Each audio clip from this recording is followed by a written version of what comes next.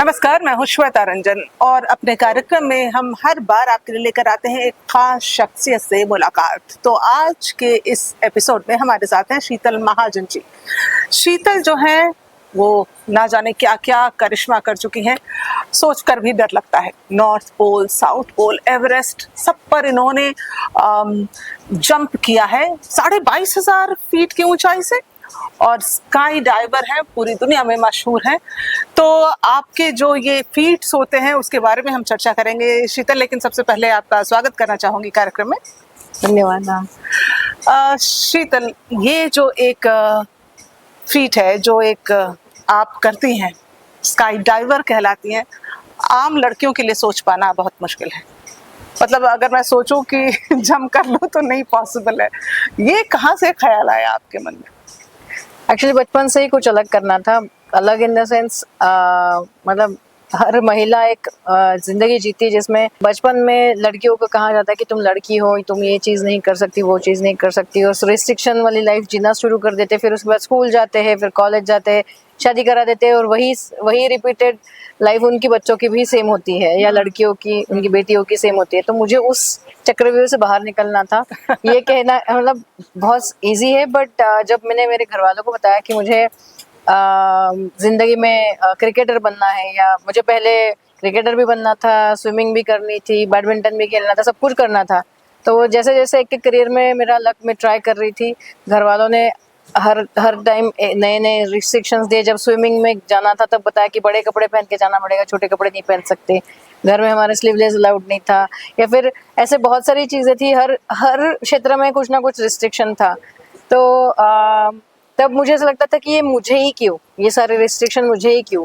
तो वो हमारे समाज में, मतलब मैं आई एम टॉकिंग अबाउट दो, मतलब ऑलमोस्ट 20-22 साल पहले की बात, जब घर में हमारे डिस्कशन होता था। अब तो बहुत खुला माहौल है, लेकिन हाँ, तब काफी कुछ पहले पिता की, भाई की और फिर पति की यही जिंदगी थी कि आप उनकी सुनते रहो। तो वो रिस्ट्रिक्शन लाइफ में से मुझे बाहर आके कुछ करना था, अपना कुछ, मतलब मुझे मेरा खुद का कुछ करना था। तो पर ऐसा नहीं कि शादी वादी नहीं करनी थी, या मतलब सिर्फ कुछ ऐसे ही जॉब करते रहना है, या कुछ खेल में ही कुछ करते रहना है। तो मुझे बैलेंस लाइफ जीनी थी, बट वो घर में ऐसा माहौल था कि बैलेंस लाइफ कोई नहीं कर सकता। लड़कियों ने, मतलब औरतों ने घर में ही खाना बनाना है, संसार संभालना है, बच्चों को ही संभालना है, बड़ा करना है, वही औरतों की लाइफ होती है। ये हमारे घर में चलता आ रहा था। तो मैंने बोला ये कहीं तो ब्रेक होना चाहिए मेरे घर में, मुझे वो ब्रेक करना था। तो जब मैंने घर वालों को बोला कि अभी मैं स्विमिंग में बहुत अच्छी हूँ, मुझे नेशनल लेवल पे जाना है, तो तब मुझे बोला कि इतने छोटे कपड़े पहन के स्विमिंग में जाना अच्छी बात नहीं है। तो स्विमिंग छूट गया। फिर मैं पेंटिंग करियर में आई। पेंटिंग करियर में मैं पेंटर बनना चाहती थी, मुझे एम.एफ. हुसैन बनना था। तो क्योंकि उस टाइम में एम.एफ. हुसैन के बहुत पॉपुलर थे उस समय। हाँ, उनके बहुत पेंटिंग्स फेमस थी। तो तब लगा कि मैं पेंटर बन सकती हूँ, तो पेंटिंग के क्लासेस चालू किए, पेंटिंग्स में सिखाने भी लग गई। बट घर वालों ने बोला कि ये लड़कियों का कोई क्षेत्र नहीं है। तो मैंने बोला ये भी क्षेत्र नहीं है, घर में बैठ के पेंटिंग करी वो भी क्षेत्र नहीं, तो करूँ क्या? मतलब आपको अपनी एक पहचान बिल्ड करनी थी, लेकिन वो क्षण कौन सा आया, वो लम्हा क्या था जब आपने सोचा कि आपको स्काई डाइवर बनना है? तो यही, मतलब ये सब ढूंढ रही थी उसी टाइम। फिर मैं 10th के बाद जे स्कूल ऑफ आर्ट्स जाना था मुंबई। पापा ने बोला 5 साल मुंबई भेजेंगे नहीं, तो मैंने बोला अब क्या, आगे क्या? तो 11th में एडमिशन ले लिया। 11th में जब एडमिशन पुणे में लिया, तब मुझे मेरी दोस्त मिली ज्योति सुमरिया। उसकी वजह से पता पड़ा नेशनल डिफेंस एकेडमी होता क्या है, एनडीए। मेरे घर के पास में ही था, तो वो एनडीए में रहती थी, खड़गवासला में। तो उनके घर जब जाते थे तब देखते थे हेलीकॉप्टर्स आ रहे, लोग पैराशूट जंप कर रहे, लैंड कर रहे। तब एक क्यूरियोसिटी बढ़ गई कि ये क्या है। फिर वो देखा। फिर उसके बाद पता पड़ा कि उसके भाई ही है जो स्काई डाइविंग का ट्रेनिंग देते हैं, स्क्वाड्रन लीडर कमल सिंह ओबट।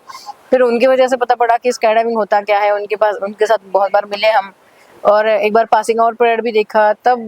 तब एक मोटिवेशन मिला कि अरे मतलब ये एक ऐसा स्पोर्ट्स है जिसमें महिलाएं नहीं है, तो इसमें मैं करियर कर सकती हूँ। पर पता नहीं था कैसे करे, क्या करे। तो मेरे जो दोस्त के भैया थे, उनको पूछा कमल सर को कि सर इसमें अगर करियर करना है तो कैसे आए। तो उन्होंने बोला कि आपको आर्म फोर्सेस में आना पड़ेगा, आर्मी नेवी एयरफोर्स ज्वाइन करना पड़ेगा, फिर आप इसमें करियर कर सकते हो। मैंने बोला क्यों ऐसा, सिविलियन क्यों नहीं कर सकते? बोलते हाँ, फिर आपको दूसरे देश जाना पड़ेगा, वहाँ ट्रेनिंग कर सकते हो। तो वो बहुत महंगा था। तो उसी दौरान उनका जो कमल सर थे, उनका एक बहुत बड़े नेशनल न्यूज़पेपर के फ्रंट पेज पे फोटो आया था और न्यूज़ आया था, और वो पढ़ने के बाद मतलब देखने के बाद मुझे ऐसा लगा कि भैया को तो मैं बहुत अच्छे से जानती हूँ, उन्होंने ऐसा क्या काम करा है कि मतलब उनका फ्रंट पेज पे फोटो आया और न्यूज़ आया है। तो पढ़ा तो पता पड़ा कि वो पहले भारतीय है जिन्होंने नॉर्थ पोल और साउथ पोल पे स्काई डाइविंग करी हुई थी। हाँ। तो फिर मुझे लगा कि अरे ये सब पहली मैं भी महिला कुछ बनूंगी। कर, हाँ, तो ऐसे तो मैं भी कर सकती हूँ मतलब, क्योंकि वो एक टीनेज था, एज में ऐसा लगता ना कि जोश भी था, और ऐसा था कि अरे इनको तो मैं जानती हूँ, इन्होंने किया तो मैं भी कर सकती हूँ, ऐसी वो फीलिंग थी। पर मुझे ये नहीं पता था कि कितना एक्सपेंसिव है, कितना मतलब कितने हर्डल्स आएंगे। मैंने ठान लिया कि मुझे जिंदगी में स्काई डाइवर बनना है, मुझे ऐसा ही कुछ करना है। तो एक बार मैं कमल सर से गई उनको मिलने के लिए, और उनको पूछा कि उत्तर ध्रुव दक्षिण ध्रुव पे वो कैसे गए, और उत्तर ध्रुव दक्षिण ध्रुव पर मुझे जाना है तो वो मैं कैसे जा सकती हूँ। तो उन्होंने कहा कि उसके लिए भी बहुत खर्चा है, और उन्होंने उनका एक वीडियो दिखाया जिसमें नॉर्थ पोल पे वो कैसे गए, साउथ पोल पे कैसे गए। तो उसमें एक हेलीकॉप्टर आया, उसका दरवाजा खुला और उसमें से कुछ लोगों ने जंप किया और लैंड किया। वो एक मोमेंट था, उस टाइम मैंने डिसाइड कर लिया कि जिंदगी में कुछ करना है तो स्काई डाइविंग ही है। फिर तब से मैं कभी रुकी नहीं, और तब से मैं स्काई डाइविंग फील्ड में आना ये सोच के। वो कौन सा साल था? 2003। 2003। और उम्र क्या थी आपकी? तब मैं 20 साल की थी। 20 साल में आपने इतना बड़ा फैसला कर लिया कि आप नॉर्थ पोल और साउथ पोल पर आप जंप कर लेंगी, और वो भी बगैर ट्रेनिंग। बगैर ट्रेनिंग है, क्योंकि तभी मुझे पता पड़ा कि उत्तर ध्रुव पे एक्चुअली रेचल थॉमस मैम है, जो पहली भारतीय महिला स्काई डाइवर है, उन्होंने स्काई डाइविंग करी हुई है।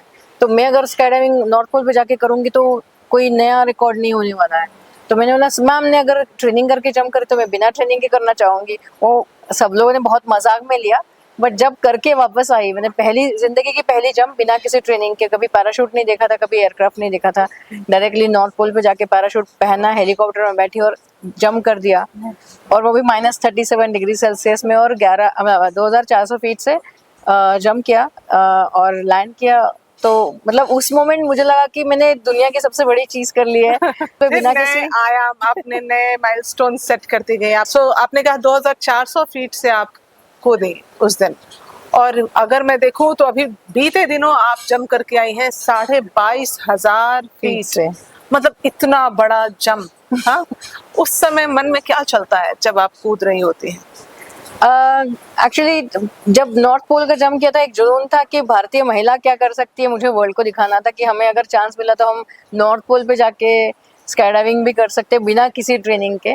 अब एवरेस्ट पे जो जंप किया था उसमें भी यही एक जुनून अभी भी 20 साल बाद है कि हमें वो चांस मिलना चाहिए तो हम एवरेस्ट पे भी स्काई डाइविंग कर सकते हैं ना।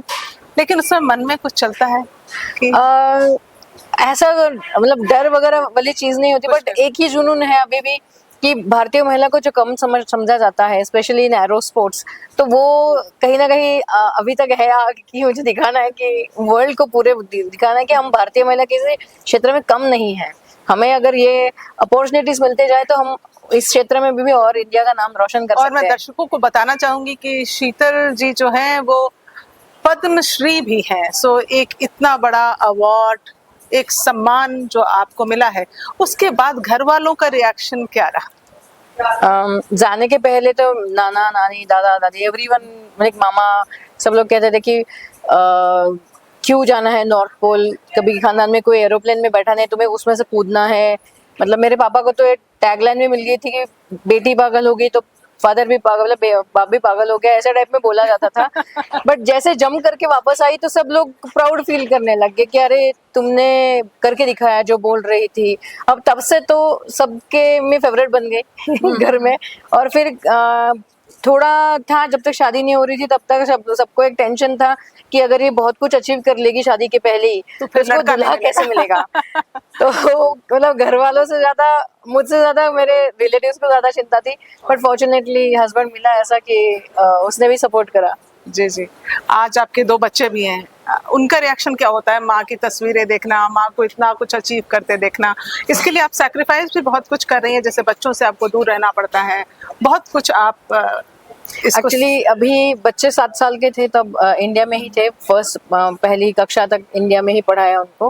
फिर उसके बाद मेरे हस्बैंड फिनलैंड में रहते, हेलसिंकी में रहते, तो उनके पास उनको शिफ्ट करा, क्योंकि स्काई डाइविंग करियर और घर में बच्चों को संभालना और उनका स्कूलिंग होमवर्क सब कुछ मुझसे नहीं हो रहा था।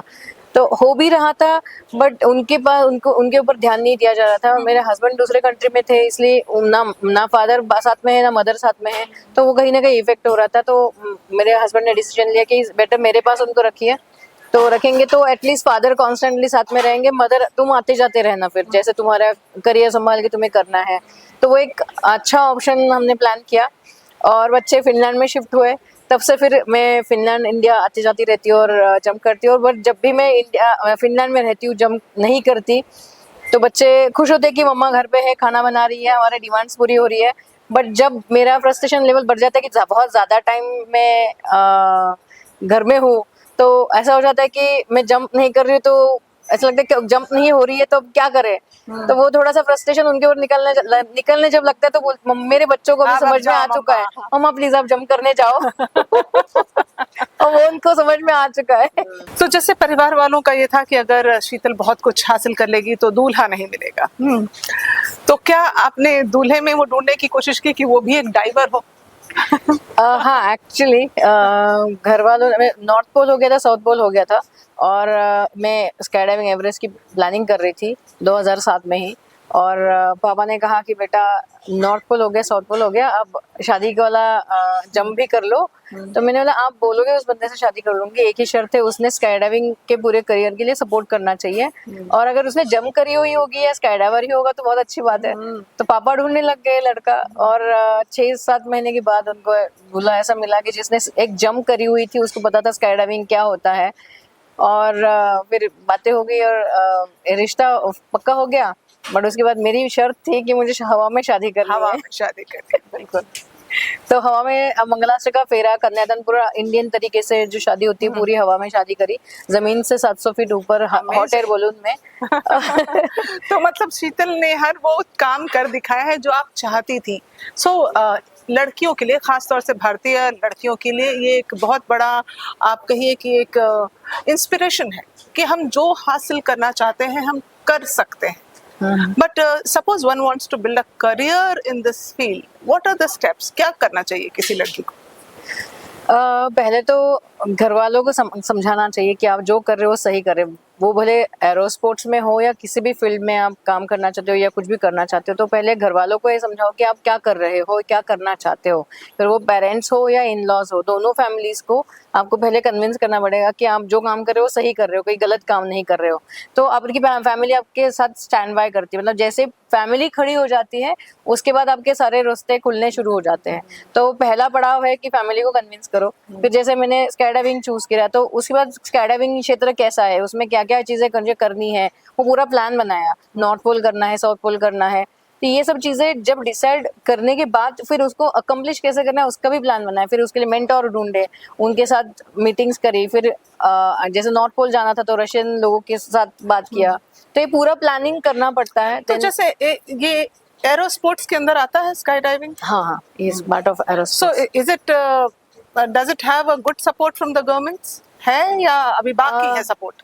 अभी मैं कहूँगी मैंने जब स्टार्ट किया तो 100% सपोर्ट नहीं था, अभी 90% सपोर्ट है।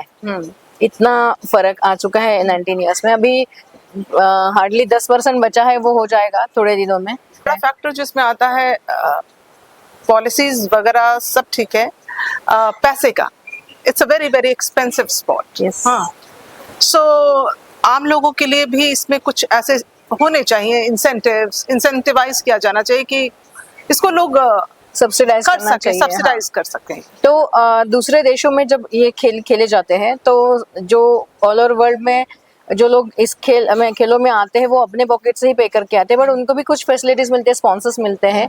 तो वही हम अगर इंडिया में हमें अवेलेबल हो जाए एज अ स्पोर्ट्समैन, मुझे पता है मैं हर बार हमें स्पॉन्सर्स ढूंढने पड़ते, नहीं तो फिर खुद का क्रेडिट कार्ड यूज करो और फिर बाद में भरते रहो EMI। तो वही मतलब अभी यंगस्टर्स जो हैं, वो कुछ यंगस्टर्स हैं इंडिया से जो एरो स्पोर्ट्स में स्पेसिफिकली क्रेडिट कार्ड से ही काम चला के काम कर रहे हैं। बट अभी गवर्नमेंट की पॉलिसीज जो आई है उसके साथ अभी गवर्नमेंट इन स्पोर्ट्स को इंडिया में कैसे लो कॉस्ट में अवेलेबल कर सके उसकी भी योजनाएं चल रही है। तो वेरी सून जैसे खेलो इंडिया आया, वैसे ही हवाई खेलों के लिए कुछ नया आएगा, कॉन्सेप्ट आना चाहिए, और उसके थ्रू फिर एरो स्पोर्ट्स मतलब बाहर आ जाएगी फिर इंडिया में। अभी तो ये सवाल बहुत जल्द है, लेकिन नेक्स्ट क्या? नहीं, नेक्स्ट ऑलरेडी प्लान्ड है अगले 5 साल पूरे। तो अभी तो 2 साल में 2025 में एरो स्पोर्ट्स के हमारे वर्ल्ड एयर गेम्स होते हैं। उसमें मुझे इंडिया को स्काई डाइविंग फील्ड में 3 अलग अलग डिसिप्लिन्स में पार्टिसिपेट करने का प्लान कर रही हूँ। और उसी में मतलब एरो स्पोर्ट्स में स्काई डाइविंग छोड़ के भी पैराग्लाइडिंग होता है, पैरा मोटरिंग होता है, हॉट एयर बलूनिंग है, तो उसमें और एरो मॉडलिंग है। तो एरो मॉडलिंग में भी हैंड्स ट्राई करे हैं, तो भी उसमें भी जाने का प्लान है।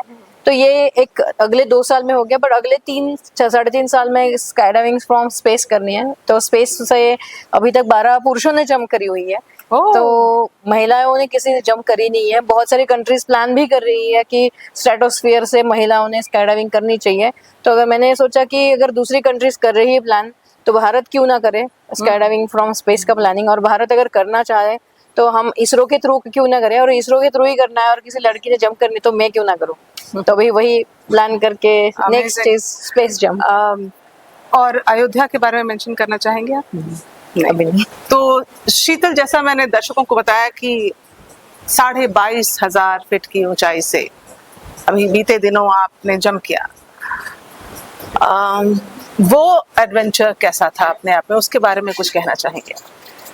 अभी दिवाली 2023 की दिवाली में मैं काठमांडू गई थी, नेपाल। और मेरा जो पहला स्वप्न था नॉर्थ पोल और साउथ पोल और तीसरा पोल वर्ल्ड का जो है माउंट एवरेस्ट पे जंप करना है, 2007 से प्लान कर रही थी। 16 साल लग गए एवरेस्ट पहुंचते पहुंचते। और अभी वहां पर मैंने 4 हिमालयन रीजन में 4 जंप करी है, स्काई डाइविंग करी है, और सारी 22,000 या 22,500 फीट से करी चारों जंप। और उसमें जो 3 जंप मेरी थी वो बहुत खास थी। मतलब एवरेस्ट रीजन में स्काई डाइविंग करने वाली मैं पहली भारतीय महिला बनी। और अमाडाबलम नाम का एक माउंटेन है, वहां पर भी स्काई डाइविंग करने वाली पहली भारतीय महिला बनी। और ये तीनों poles like North Pole, South Pole और माउंट एवरेस्ट, ये तीनों पोल्स कंप्लीट करने वाली दुनिया की पहली महिला बनी स्काई डाइविंग करने वाली वहां पर। और माउंट एवरेस्ट के एग्जैक्टली सामने, मतलब पीछे माउंट एवरेस्ट था और उसके सामने मैं फ्लाई कर रही थी पैराशूट लेके। तो वो पहली बार हुआ ऐसा। तो और वहां पे हाईएस्ट जगह पे लैंडिंग करी मैंने, 17,444 फीट पे लैंडिंग किया, और वो हाईएस्ट पैराशूट से लैंडिंग करने वाला वर्ल्ड रिकॉर्ड हुआ। तो ये एक तो इतनी ऊंचाई से, एक इतनी ऊंचाई पर ऊपर से इतना टेम्परेचर कैसा होगा? -12 टेम्परेचर, और सर्दियां बिल्कुल करीब थी तो उस समय तो और कड़कड़ाते वाली, आपको वैसे भी -12 तो बहुत ज्यादा है। तो इन सबको करना अपने आप में एक बहुत बड़ा चैलेंज नहीं लगता कि ये पूरा जो प्रोसेस है वहां तक पहुंच पाना, जैसे आपने मेंशन किया 16 बरस लग गए आपको वहां तक एवरेस्ट तक जाने। सो मतलब मुझे तो लगता है लाइफ है ही कितनी बड़ी हमारी, 16 बरस एक प्रोजेक्ट में लग जाए तो हम मतलब कितना कुछ हासिल कर सकते हैं इसमें। नहीं, 16 साल इसलिए लग गया कि मतलब जब प्लान कर रही 2007 और 2008 में, तभी शादी हो गई। फिर शादी होने के बाद पर लड़की की शादी हो जाती है तो घर वालों को लगता है कि हो गया कर्म, मतलब आपका करियर खत्म हो चुका है। फिर इन लॉज को भी लगता है अभी बच्चे होने चाहिए, तो फिर बच्चे भी हो गए उसी टाइम। फिर बच्चे होने के बाद जुड़वा हुए थे, फिर तो सबके मन में एक फुल स्टॉप आ चुका था कि इसका करियर खत्म है। पर मैं वहाँ प्लानिंग कर रही थी कि बच्चे हो चुके हैं, पहला पड़ाव पार हो चुका है, अभी मैं फ्री होने वाली हूँ। और फिर साड़ी पहन के जंप करना, हाँ, ये भी आपने किया है। So amazing. वो साड़ी वाला तो जंप इसीलिए करा था कि भारतीय महिलाएं साड़ी पहन के भी जंप कर सकती है, क्योंकि हम जो सोचते हैं वो कर सकते हैं, सिर्फ हम मेंटली हम रोकते ही। हाँ, तो ये हम खुद अपने आप को रोकने की जगह हम अगर खुद ही एक्सप्लोर करें तो मुझे लगता है कि हम एवरेस्ट क्या, हम स्पेस से भी जंप कर सकते हैं। वो आप जल्दी करेंगी, मुझे पूरी उम्मीद है। दर्शकों को बहुत अच्छा लगा होगा आज का ये कार्यक्रम शीतल से मिलकर, और ये अपने आप में एक इंस्पायरिंग स्टोरी है। आप भी कुछ सीखिए, और मैं wish you a very very good luck and more feats in future. Thank you. Thank you.